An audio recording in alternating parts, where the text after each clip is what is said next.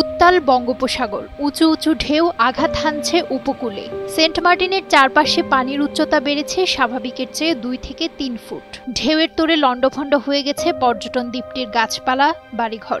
এরই মধ্যে জোয়ারের আঘাতে ব্যাপক ক্ষতিগ্রস্ত হয়েছে সমুদ্র তীরবর্তী 11টি হোটেল, রিসোর্ট।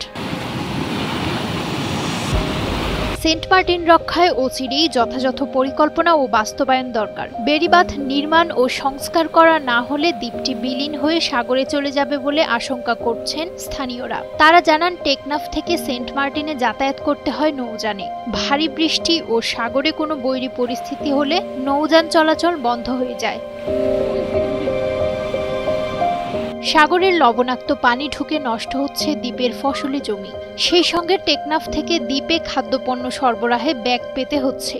টেকনাফের সঙ্গে সেন্ট মার্টিনের নৌযান চলাচল বন্ধ থাকায় খাদ্য সংকট চরম আকার ধারণ করছে। সেন্ট মার্টিনের জেলেরা বলেন, এখন সাগরে মাছ ধরতে যাওয়াও কঠিন। ফলে তাদের অর্থনৈতিক অবস্থার অবনতি হচ্ছে। উত্তাল সাগরের গর্জন এবং বাড়িঘরে পানি ঢুকে পড়ছে। পানি দিনের পর দিন বাড়ছে। দ্বীপ রক্ষায় সরকারকে এগিয়ে আসার আহ্বান জানান তারা।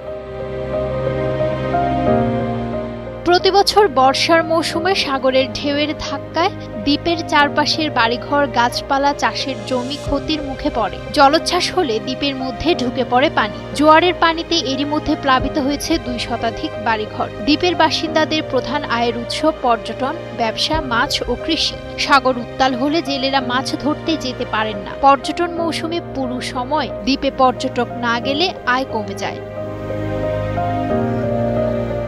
স্থানীয়রা জানান, সাগরের পানি দ্বীপের চারপাশ ঘিরে রেখেছে।